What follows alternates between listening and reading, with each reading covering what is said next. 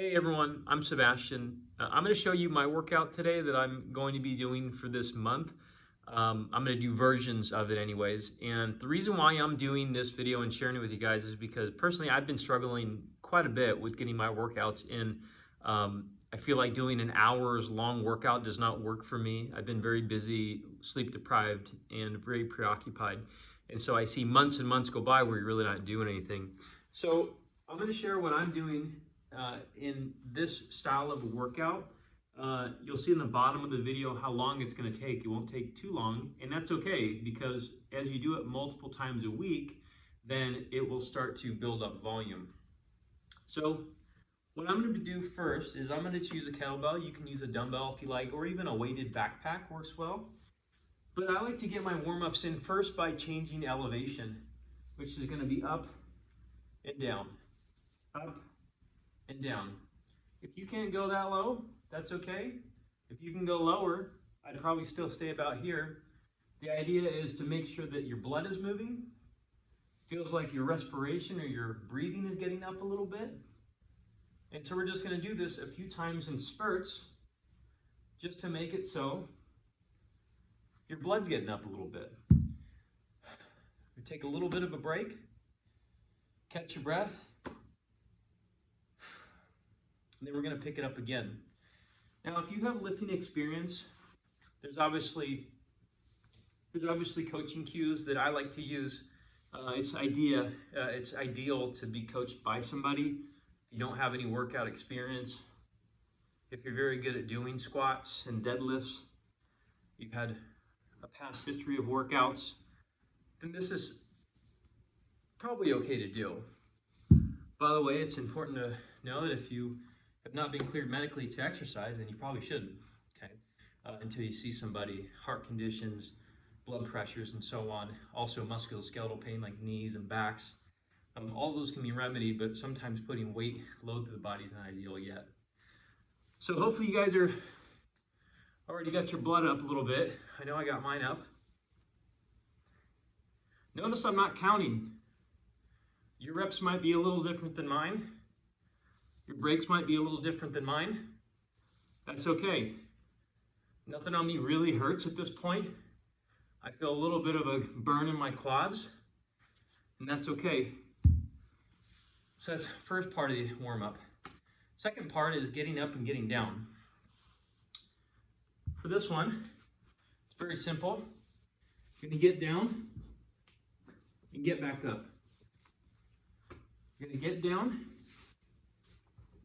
and get back up. As I mentioned before, I like my warm-ups to be changes of elevation. Changing elevation gets the heart rate going pretty well. I know for some people, getting on and off the ground is one of the hardest things to possibly do. It's a good reason to encounter it every once in a while. Okay, there's a few up, few downs with belly down. Now we're going to go all the way down, turn over, find your way up. The nice thing about doing things this way is this provides a lot of mobility and a variety of exercises that you may be doing physical therapy for that you're getting just nicely into your workout. Like this is almost like a glute bridge, or sorry, a diagonal sit we call it. Okay. This is a rolling pattern. This is how to get out of bed with back pain. This is I think they call them pull-throughs. This is the split squat. So very nice. Get up, get down, first on your belly, then on your back. There we go. So there's our warm-up. Pretty simple, right? So we're going to catch your breath a little bit. Think about the weights that you have, how we're going to use them. Remember this, since you got to provide context to a workout like this. This is one that I'm going to be doing quite a bit throughout the week, or a variation of it, which I'm going to share some videos with you guys. You can follow along as well, so subscribe to the channel. But you don't have to do super heavy all the time. It's just a building of volume. Okay, it's a very nice way for people to start back getting their exercises in. So I'm gonna go first to a half kneeling press. I like using a kettlebell. If you use a dumbbell, you're probably gonna be here with the weight. It's gonna be end on end this way. But with a kettlebell, it's really nice to grab in the crease, and then you have your wrists really nicely here and the wrist is straight. So I'm just gonna do a generous amount of presses. Not to the point of failure, but to the point of feeling, okay, that was a little bit hard, not too hard. But as you can see, I'm still having a conversation with you guys. Okay, that was about it for me right there.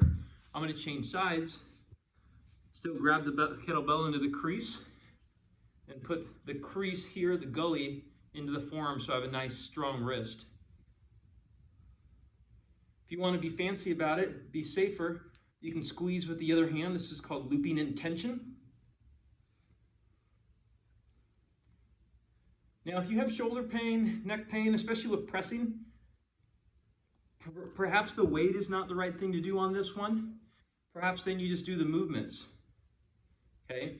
Sometimes people have pain with movement. Sometimes people have pain with load. And so if you're having only pain with movement, pain with load, maybe go through the movement. I spoke with somebody this week where they said their upper back really feels stiff. And so I said, why don't you just bring your arms over your head? Just, if you look at your mid-back, it automatically extends. And she's like, well, I can't really lift overhead. That's okay. Just put your arm over your head. It's a natural movement that drives movement to other regions. Okay, so we're not done with this yet. I'm just taking my short break. I'm finding this a little harder to keep my respiration good when I'm talking to you guys, but keep me honest, right? For this round, I'll point the other direction just so you can see a reference point. Again, I'm gonna cradle the bell into the crease. Then I'm gonna bring the bell up into right here. Loop tension in, press to the sky. Try to keep your head as still as possible. A lot of people will get the coaching cue where they say poke the chin through, poke the head through the tunnel. I would disagree with that one, at least with my sports medicine background. It tends to create more issues with neck and shoulder pain than need be. That's a topic for another day.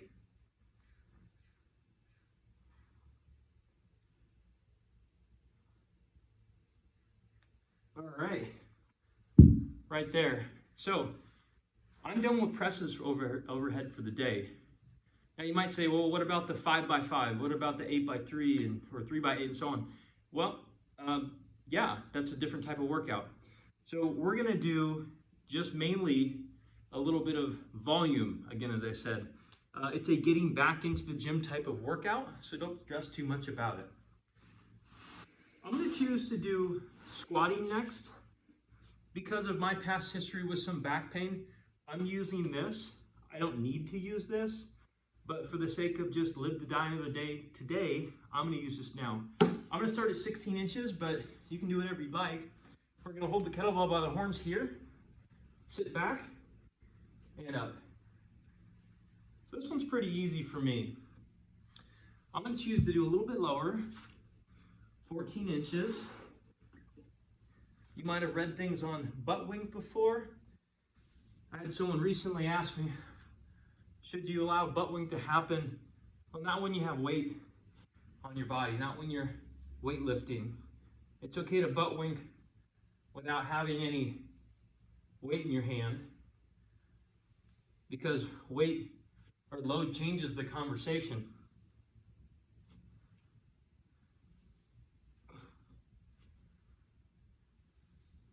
So I'm feeling a little bit of quad burn right here. That's good. Now if I want to go around something like knee arthritis, hip arthritis, I can still go through range, but I'm going to slow it down. That way there's more time under tension of your muscles and less grinding through the joint.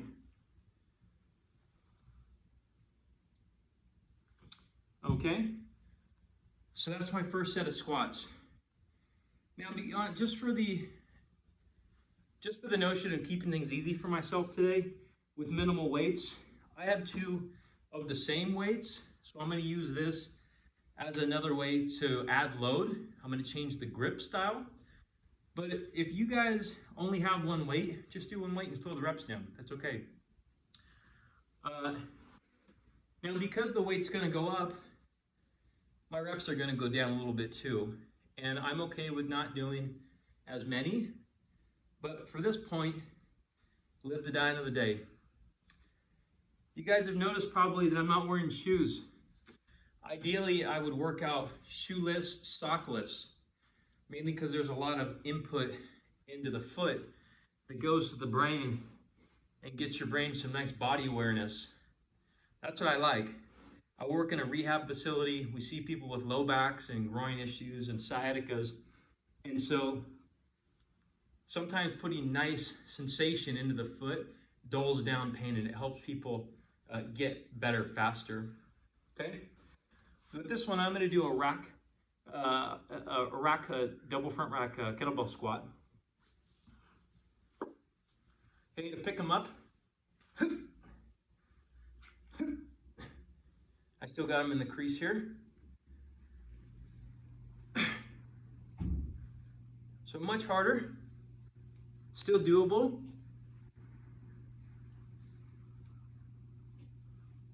Probably got a couple more in me.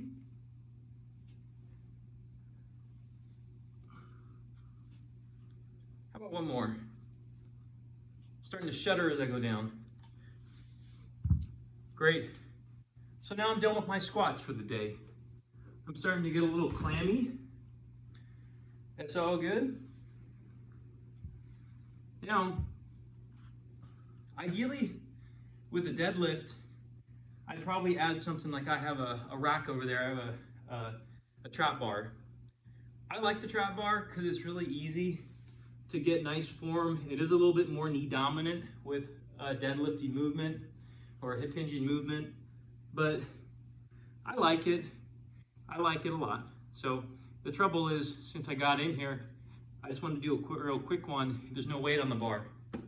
Usually when I do an exercise program like this, where I just don't really do a big warm up, I'm not like burning a bunch of time putting weights on and off. Usually I just leave weight on the bar. So I'm just going to use the kettlebells I have. Now a deadlift, I won't overcoach it because we do have videos on our channel about deadlifting. You want to push your hips back as if you're skiing. Okay? In this scenario, you don't want to have any round in your back. So make sure that someone can see the logo of your shirt in front of you. Okay? I'm standing directly over the bells. Just pick them up. Put them right back down where you found them. Nice and slow. Act like the bells are made of glass. Now, we've met a lot of people over the years with disc herniations, spinal stenosis, sciaticas, who really had trouble picking up weights or are a little bit timid about picking weights up again, especially bending over like this. This is a hip hinge movement. It's not a low back hinge movement, meaning if you get your hips to hinge and work better again, it'll help out to spare your back over time. And it's a really efficient style of rehabilitation if someone coaches it to you well. Okay, so that's set one. Part of me wants to go get a little heavier weights, but I'm not going to. Live the dying of the day. Here's the theme, right? I'm a Bond fan. If you guys are Bond fans, 007, Bond, James Bond.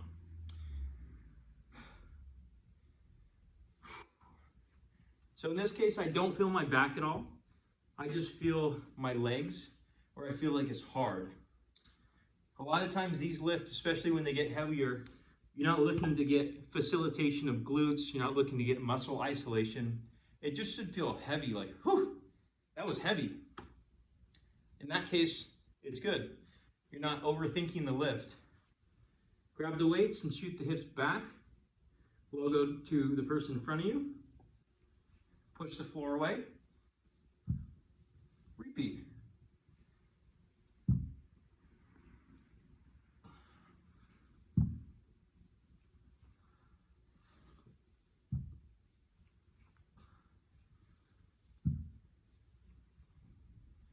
And when I'm pushing the bells down, it's almost like I'm pushing the bells against two springs that are attached to the bells and the floor, compressing the springs. So I don't just let gravity go and take them, compressing the springs. Well, that time I did. So we're done with our deadlifts for the day, or our hip dominant movement. So we've accomplished a push pattern, a squat pattern, a hip hinge pattern, and we haven't done any pulling or carries yet. I believe the Dan John style is really nice.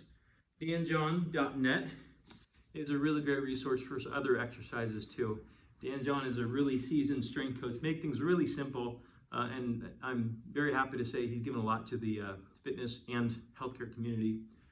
So I'm going to use these furniture sliders. You guys can use something like a rag on the linoleum or on tile, something that has to slide. We're going to do probably elbow rollouts. Okay. Ideally here, the idea is you don't let your back flex or extend when you're going. And so you push out as far as you can, and then you pull back. Push, pull, push, pull, push, pull. One more time, push. Probably should have got on that for my knees. Pull. Okay, so that's one round of it.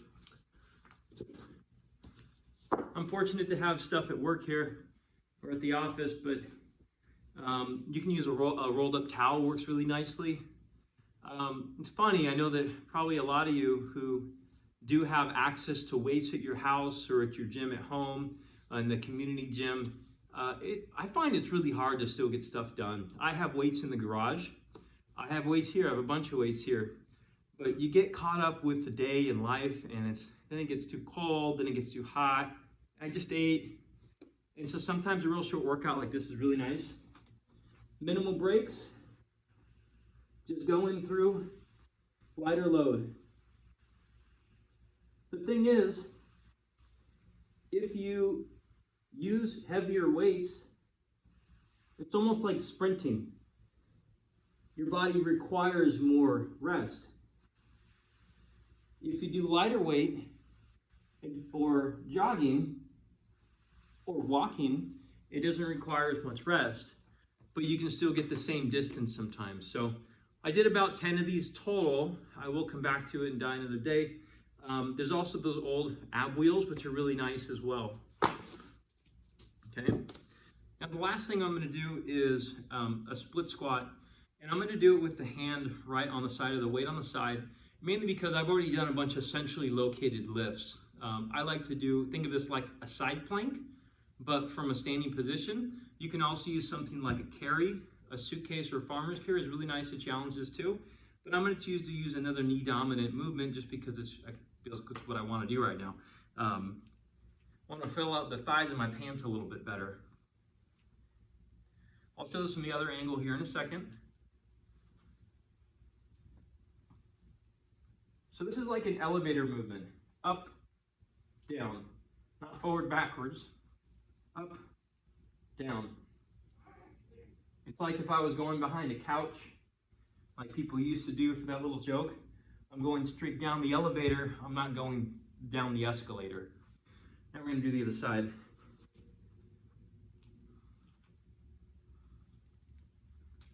For some of you, you won't actually be able to use weight with this. That's okay. I know I had a friend who just had surgery, and there was a lot of need to get on and off the ground like this. Let's just say if that person didn't have any ability to do this anyways, you know how hard it would be for them to get off the ground if they were having to deal with something disabling like a surgery? I know somebody else who they hurt their ankle. They had to get out of a wheelchair. They're an older person. They can't push to get out of a wheelchair. So general physical preparedness or getting your body used to doing some things like up off the floor, push yourself out of a pool, or dips in that case, are useful because one day you may find yourself not able to use an appendage, like in this case, my right leg. But I can get on and off the ground using my left leg. So it might sound silly, but I'm an Eagle Scout. I believe in being prepared. So if you're prepared, that means not only you're prepared for things like financial crisis and world wars and stuff like that, you're prepared for one of the things that is probably going to happen to most people, which is an injury, whether it be from lifting or you woke up with it. At some point, everybody has something, and those who are physically able in the first place recover much faster. Now, I'm going to come back and do more exercise videos like this. I'm going to do my very best to get good lighting and stuff for you, but I don't know how detailed I'll be. If you watch our other channel, or you watch our channel, we see a bunch of videos with better lighting, better videography. This is on my phone, so just hang in there as much as you can with me. Watch our other videos on our channel if you're suffering from shoulder pain, neck stuff, groin issues, sports hernias, low back herniations, or sciatica.